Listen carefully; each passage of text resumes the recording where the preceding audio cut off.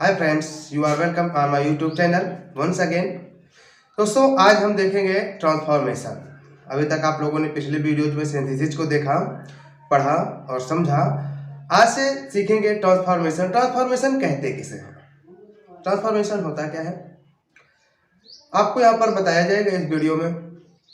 Transformation of sentences का मतलब होता है वाक्यों का रूप परिवर्तन।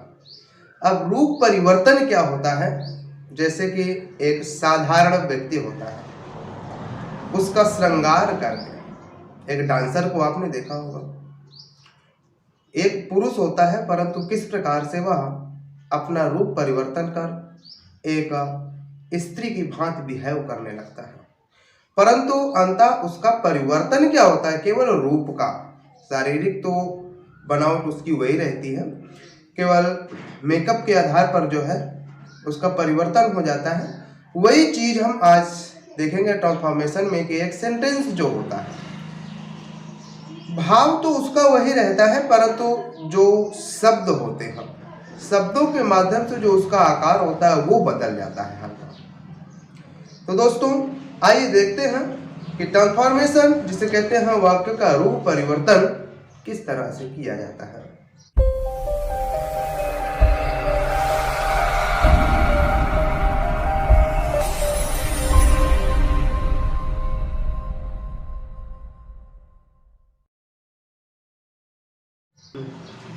हाय दोस्तों, तो जिस प्रकार से यहाँ पर दो सेंटेंस लिखे हुए हैं, पहले में ही रोट ए लेटर, उसने एक पत्र लिखा। दूसरे में a letter was written by him, उसके द्वारा एक पत्र लिखा गया।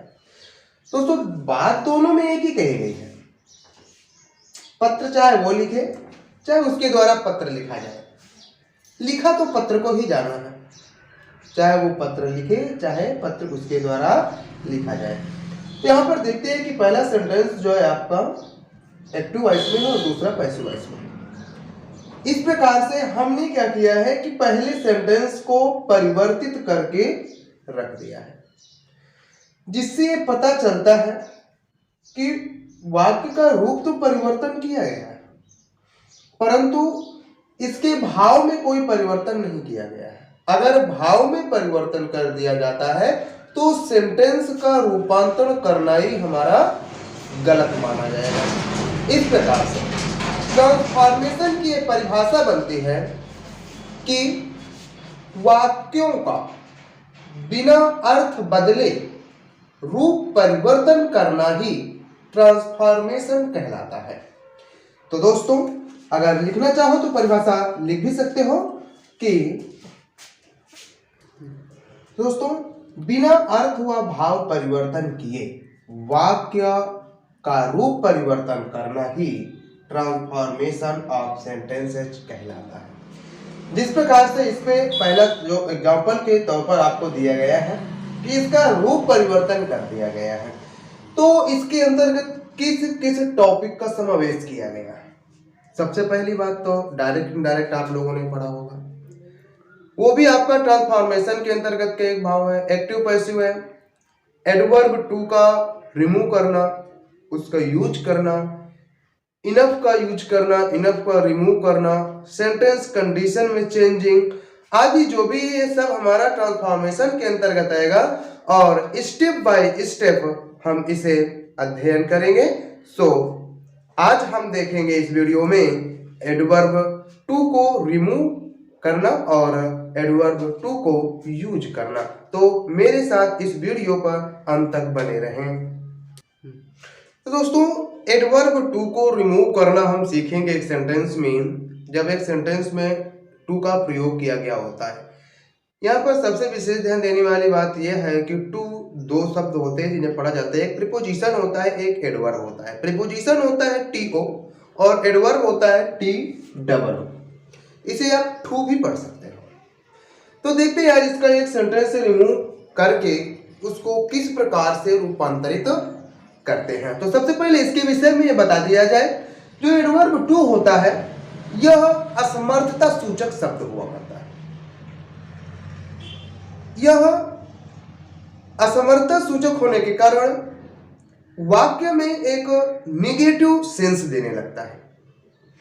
इसी प्रकार से जब इसको हम एक सेंटेंस से हटाते हैं तो उस सेंटेंस को निगेटिव बनाना पड़ता है। तो किस प्रकार से उस सेंटेंस को नेगेटिव बनाते हैं, आइए मैं एक स्ट्रक्चर में बताई दे रहा हूं जो एकदम सिंपल और साधारण सा है। तो देखिए, तो दोस्तों जब एक सेंटेंस में लगे हुए हम इस एडवर्ब टू को हटाते हैं तो किस प्रकार से स्ट्रक्चर बनता है हमारा। सबसे पहले सेंटेंस में लगे हुए सब्जेक्ट को रखते हैं, इसके बाद उस सेंटेंस में लगे हुए वर्ब को हटते हैं, वर्ब को लिखते हैं। एडवर्ब जो टू होता है उसको हटाकर सो का प्रयोग करते हैं। ठीक दोस्तों, सो का प्रयोग करने के बाद फिर उस एडजेक्टिव को लिखते हैं जो एडवर्ब टू के बाद लिखा हुआ होता है। एडजेक्टिव लिखने के बाद फिर दैट का प्रयोग करते हैं। दैट का प्रयोग करने के बाद जो सब्जेक्ट लिखा हुआ होता है इसके लिए एक उचित प्रोनाउन का प्रयोग करते हैं।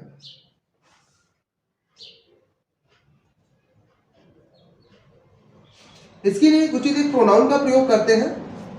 प्रोनाउन का प्रयोग करने के बाद जो हमारे टू लिखा हुआ होता है इन्फिनिटिव होती है, तो इन्फिनिटिव को क्या करते हैं, जो इसके पहले लगा हुआ टू होता है इसे हटा देते हैं। प्रोनाउन लिखने के बाद जो सब्जेक्ट के लिए लगाया जाता है कैन नॉट का प्रयोग करते हैं। अगर सेंटेंस हमारा प्रेजेंट में है तो कैन नॉट का प्रयोग करेंगे, अगर पास्ट में है तो कुड नॉट का प्रयोग करेंगे। इसके पश्चात जो इन्फिनिटिव में जो हमारी वर्ब होती है, पता है इन्फिनिटिव हमारी टू प्लस वर्ब की फर्स्ट फॉर्म से बना हुआ होता है, तो इन्फिनिटिव की वर्ब को लिखते हैं फर्स्ट फॉर्म के रूप में। कैन नॉट हो चाहे कुड नॉट हो, हमें वर्ब की फर्स्ट फॉर्म ही लिखना है जो टू के बाद वर्ब लिखी हुई है। इसके पश्चात जो अदर वर्ड या ऑब्जेक्ट वगैरह आदि में आता है उसको हम यहाँ पर लिख देते हैं। ऑब्जेक्ट है, कॉम्प्लीमेंट है अदर वर्ड में, तो एक्सेट्रा में सब आपका आ जाता है। तो किस प्रकार से इसको हम चेंज करते हैं, सबसे पहले सब्जेक्ट लिखेंगे। सब्जेक्ट में क्या दिया हुआ है, राजेश। राजेश के बाद वर्ब क्या है, इज। टू को हटाएंगे, सो लगाएंगे। सो के बाद एडजेक्टिव क्या दिया हुआ है, टू के बाद पुअर। पुअर के बाद जो भी इन्फिनिटिव दी हुई है हमारी इसे हटाएंगे, हम कंजक्शन दैट का प्रयोग करेंगे क्योंकि दो क्लास बनेगी इसमें। तो Rajesh is so poor that. अब इसके लिए हमें एक प्रोनाउन का यूज करना है। तो राजेश के लिए हम किस प्रोनाउन का यूज कर सकते हैं, पता है मैस्कुलिन जेंडर है, सिंगुलर नंबर, तो मैस्कुलिन जेंडर सिंगुलर नंबर के लिए हम ही का प्रयोग करेंगे। ही के बाद फिर कैन नॉट या कुड नॉट, यहाँ पर देखते हैं कौन सा टेंस है, ये हमारा प्रेजेंट टेंस है। तो प्रेजेंट टेंस के लिए हम कैन नॉट का प्रयोग करेंगे, कैन नॉट या कैंट का प्रयोग कर सकते हो आप। इसके पश्चात फिर क्या करना है, हमको देखते हैं कि वर्ब की फर्स्ट फॉर्म लिखना। वर्ब क्या है, इसमें परचेज है, परचेज। अब अदर वर्ड में क्या हो, क्या परचेज कर सकता है, क्या परचेज नहीं कर सकता है, ए कार। तो दोस्तों जैसे कि यहाँ पर है he is too poor to purchase a car, वह एक कार को खरीदने में इतना गरीब, बहुत ज्यादा गरीब है। ठीक है, तो यहाँ पर ओवर जो है इसका भाव निकला करता है, असमर्थता सूचक है कि वो कार खरीदने में असमर्थ है, इसलिए इसका भाव जो है निगेटिव हुआ करता है। तो जैसे कि हमने ए सेंटेंस लिखा ऊपर, परंतु उसका रूप परिवर्तन करके हमने दूसरा सेंटेंस बनाया, तो दोनों का रूप तो परिवर्तित हो गया परंतु भावार्थ परिवर्तन नहीं होना चाहिए। तो जैसे कि पहले वाले का अर्थ क्या है कि राजेश एक कार को खरीदने में बहुत गरीब है या अत्यधिक गरीब है, तो यही हो जाएगा कि Rajesh is so poor, Rajesh इतना गरीब है कि he can not purchase a car, को एक कार नहीं खरीद सकता। दोनों सेंटेंसेज में एक ही बात कही गई है जो केवल रूप परिवर्तन है परंतु भाव का परिवर्तन नहीं किया गया है। तो इसी के साथ जितने भी ऐसे एग्जांपल मिलेंगे आपको, ऐसे सेंटेंस मिलेंगे, तो इसी एग्जांपल के तहत आप उसे परिवर्तन कर सकते हो। और इसी के साथ देखते हैं एक दूसरा एग्जांपल। दोस्तों जैसे कि दूसरा एग्जांपल है the news is too good to be true. इसके लिए हमने पहले सब्जेक्ट रख दिया, वर्ब रख दिया, टू को रिमूव किया, सो लगाया, टू के बाद लगा हुआ एडजेक्टिव लगाया, फिर कंजक्शन दैट का प्रयोग किया। कंजक्शन के बाद प्रोनाउन इट का प्रयोग करेंगे क्योंकि यह नॉन लिविंग है और नॉन लिविंग के लिए हम इट का प्रयोग किया करते हैं। इसके बाद कैन नॉट प्रेजेंट टेंस में है, फिर बी दिया हुआ है जो वर्ब है, तो इसी वर्ब को हमें रखना है। वर्ब के बाद लगे हुए शब्द, आगे जो शब्द है उसको हमें जो तो यहाँ पर रख देना है। ये जो इन्फिनेटिव बना हुआ है इसे हमें हटा देना है, इस बात का विशेष ध्यान रखना है। और एक एग्जांपल ये बताया जाएगा आपको कि यदि सेंटेंस का सब्जेक्ट इट है तो कंजक्शन दैट का प्रयोग करने के बाद वन या वी का प्रयोग किया करते हैं। शेष नियम आपके यही रहते हैं। तो आइए देखते हैं। जैसे it is too cold to go out, दोस्तों इसका सब्जेक्ट क्या है हमारा, इट दिया हुआ है। तो जब इसको हम ट्रांसफॉर्म करेंगे तो ट्रांसफॉर्मेशन करते समय ये ध्यान देना है कि शेष नियम तो हमारे वैसे ही रहेंगे। इट ले गया सब्जेक्ट के बाद वर्ब लगाया, टू को हटाया, सो लगाया, जो इसके आगे लिखा हुआ एडजेक्टिव है उसका प्रयोग करने के बाद इन्फिनेटिव को हटाया और दैट का प्रयोग करेंगे। अब इसके बाद जो प्रोनाउन क्या लगाए, सबसे बड़ी समस्या तो ये हुआ करती है कि इट लगा हुआ है तो इट के स्थान पर यहाँ पर हम वन का प्रयोग कर सकते हैं या वी का प्रयोग कर सकते हैं। तो दोस्तों हमने यहाँ पर वी का प्रयोग किया है। इसके बाद फिर जो निगेटिव सेंस में बनाना है तो सेंटेंस को निगेटिव करेंगे। इज है तो हमने यहाँ पर कैन नॉट का प्रयोग किया है। अगर वाज होता या पास्ट टेंस में सेंटेंस होता हमारा तो यहाँ पर कुड नॉट का प्रयोग किया गया होता। फिर इसके बाद हमें जो इन्फिनेटिव वर्ब लगी हुई होती है उस वर्ब की फर्स्ट फॉर्म लिखना है, क्योंकि कैन नॉट या कुड नॉट के साथ वर्ब की फर्स्ट फॉर्म ही आती है। और इसके पश्चात हमें जो भी सेंटेंस के आगे दिया हुआ है उसे जो कहते हो रख देना है। दोस्तों एक एग्जांपल और हम यहाँ पर देखेंगे जिसपे बताया गया होगा कि जब एडवर्ब के बाद फॉर मी या फॉर अस का प्रयोग किया गया होता है तो किस प्रकार से उसको हम ट्रांसफॉर्म करते हैं। तो आइए देखते हैं। तो दोस्तों जैसे कि यहाँ पर दिया हुआ है this lesson was too hard for me to learn. तो मेन बात क्या है हमारी देखने वाली, यहाँ पर जब फॉर का प्रयोग किया गया होता है तो ट्रांसफॉर्मेशन करते समय सारे नियम तो वैसे ही रहते हैं, परंतु जब हम कंजक्शन का प्रयोग करते हैं, दैट का प्रयोग करते हैं, तो दैट का प्रयोग करने के बाद जो हमें प्रोनाउन लगाना पड़ता है तो प्रोनाउन यहाँ पर हम सब्जेक्ट के अनुसार नहीं लगाते। प्रोनाउन वही रहेगा जो फॉर के बाद ऑब्जेक्ट के रूप में दिया हुआ है। तो जो प्रोनाउन ऑब्जेक्ट के रूप में यहाँ पर दिया हुआ है, प्रोनाउन भी हो सकता है, यहाँ पर नाउन भी हो सकती है, तो उसी को हमें नॉमिनेटिव केस में रख देना है, अर्थात इसी को एक सब्जेक्ट बना करके रख देना है। इसके बाद हमें कैन नॉट या कुड नॉट का प्रयोग करना है। तो दोस्तों यहाँ पर वाज का प्रयोग किया गया है, अर्थात सेंटेंस पास्ट में है। इस प्रकार से हमने यहाँ पर कुड नॉट का प्रयोग किया है। और जो ये इन्फिनेटिव है तो इन्फिनेटिव को हटाकर हमें यहाँ पर वर्ब की फर्स्ट फॉर्म लगा देना है। और अगर आगे कुछ होता तो उसको हम जो होते हैं इस सेंटेंस में आगे लिख देते। That's enough for you to understand.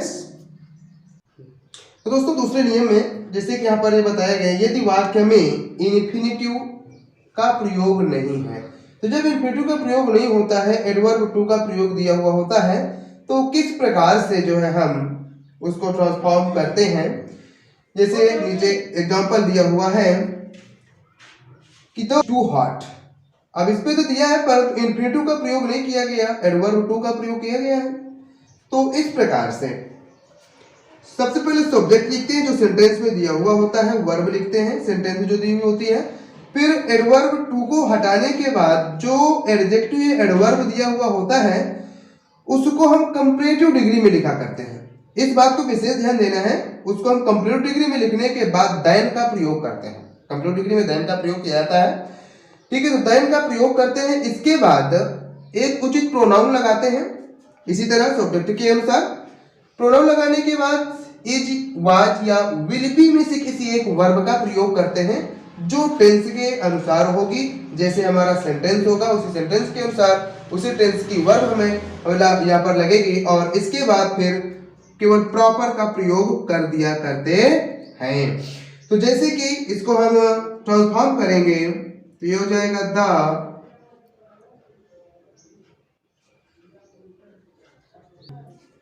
Is hotter then it is proper. तो यहां पर हमने देखा सब्जेक्ट लिखा, ये वर्ब लिख दी, एडवर्ब टू को हटाया और जो यहाँ पर एडजेक्टिव लिखा हुआ है उसको हमने कंपैरेटिव डिग्री में लिखा, देन का प्रयोग किया और इसके बाद जो प्रोनाउन इस सब्जेक्ट के लिए लगाएंगे तो इट का प्रयोग किया जाएगा। इसके बाद देखते हैं यहाँ पर इज लगा हुआ है, प्रेजेंट टेंस में है तो प्रेजेंट टेंस की वर्ब का ही प्रयोग करेंगे। फिर इसके बाद प्रॉपर का प्रयोग कर देंगे। अगर हमें इतना लंबा नहीं करना है तो इसे हम दूसरे अनुसार भी चेंज कर सकते हैं, यहाँ पर बियॉन्ड द प्रॉपर लिमिट का प्रयोग करके। जैसे the weather is hot, simple से करेंगे। फिर इसको हमें पॉजिटिव डिग्री में ही रखना है एडजेक्टिव को। फिर कुछ नहीं करना, हमें बियॉन्ड द प्रॉपर लिमिट का प्रयोग ओनली कर देना है, सेंटेंस हमारा सही हो जाएगा। इसी के साथ अगर इसे दूसरे प्रकार से भी बदलना है तो एक रूल्स और भी है जो मैं आपको बता रहा हूं। जैसे दोस्तों, जैसे यहाँ पर the weather is extremely hot, दोस्तों यहाँ पर कुछ नहीं करना, सबसे सिंपल और सबसे सही तरीका है आपका ये कि सब्जेक्ट लिख देते हैं, वर्ब लिख देते हैं, फिर एडवर्ब टू को हटाने के बाद हम यहाँ पर एक्सट्रीमली का प्रयोग करते हैं। एक्सट्रीमली का प्रयोग करने के बाद जो टू के बाद लिखा हुआ एडवर्ब या एडजेक्टिव है उसे ज्यों का त्यों रख देते हैं। इससे भी सिंपल चाहिए आपको तो यहाँ पर एक्सट्रीमली के स्थान पर ओवर का भी प्रयोग आप कर सकते हो, तो भी हमारा सेंटेंस सही रहेगा। दोस्तों, जैसे कि स्ट्रक्चर में दिया हुआ है तो मेन स्ट्रक्चर हमारा ये होता है एक थ्योरिकल, परंतु जिस हिसाब से आप बनाना चाहो ये हमारे चार के चारों रूल्स सही हैं, किसी को भी लेकर के आप इसे ट्रांसफॉर्म कर सकते हो। तो दोस्तों, जैसे कि अभी तक आप सीख रहे थे रिमूव एडवर्ब टू, एक सेंटेंस से एडवर्ब टू को किस प्रकार से रिमूव किया जाता है वो आप लोगों को अच्छी तरह से सिखा दिया गया। अब इस स्टेप में हम सीखेंगे कि एक सेंटेंस में एडवर्ब टू को प्रयोग कैसे करना है। तो आइए देखते हैं, ये कंसेप्ट आपको अच्छी तरह समझ में आएगा, तो अभी कहीं मत जाइए, बने रहिए इस वीडियो में। तो दोस्तों, सबसे पहले हमें वही सब्जेक्ट लिखना है, सेंटेंस वही रहेगा जैसे आपने एडवर्ब टू को रिमूव करके जो सेंटेंस बनाए थे उन्हीं सेंटेंसेज में हमें एडवर्ब टू का प्रयोग करना है। तो जिस प्रकार से आप एडवर्ब टू को हटाए हो चुपचाप उसी प्रकार से उसे यूज कर देना है। तो जैसे कि यहाँ पर ये है सो का प्रयोग किया था हमने, तो यहाँ पर सो को हटाएंगे, टू का प्रयोग करेंगे, एडजेक्टिव लिखेंगे। फिर जो कंजक्शन है और जो प्रोनाउन लिखा हुआ है कैन नॉट या कुड नॉट का प्रयोग किया गया है, तो इन सबको हटा करके जो आगे वर्ब लिखी हुई है इसे हमें इन्फिनेटिव बना देना है। इन्फिनेटिव बनाने के बाद जो भी आगे सेंटेंस में लिखा हुआ होता है उसे हमें जो कहते हो इसके आगे लिख देना है। लो, ये हो गया हमारा यूज ऑफ एडवर्ब टू।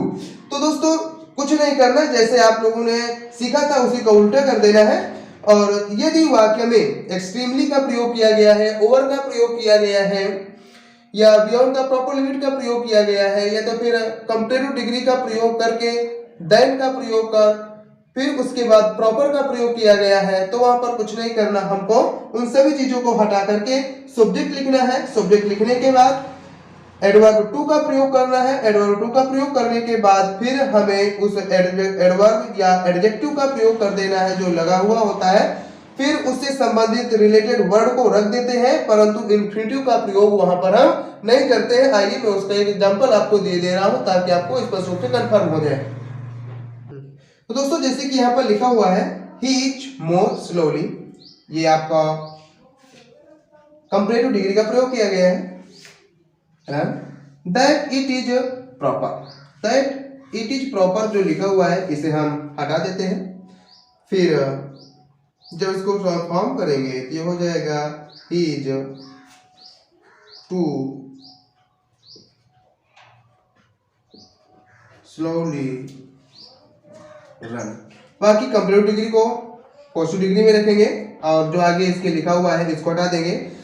अगर यहाँ पर एक्सट्रीमली का प्रयोग किया गया है या ओवर का प्रयोग किया गया है या बियॉन्ड द प्रॉपर लिमिट का प्रयोग किया गया है, तो उस सब को हटा करके टू का प्रयोग करते हैं और एडजेक्टिव या एडवर्ब को लिखकर सेंटेंस को हम रूपांतरित कर देते हैं। तो दोस्तों, यहाँ से हमारा एडवर्ब टू का यूज और उसका रिमूव समाप्त होता है। और मैं आशा करता हूँ कि आपको बहुत ही अच्छी तरीके से समझ में आ गया होगा। तो इसके लिए आप लोगों को बहुत बहुत धन्यवाद।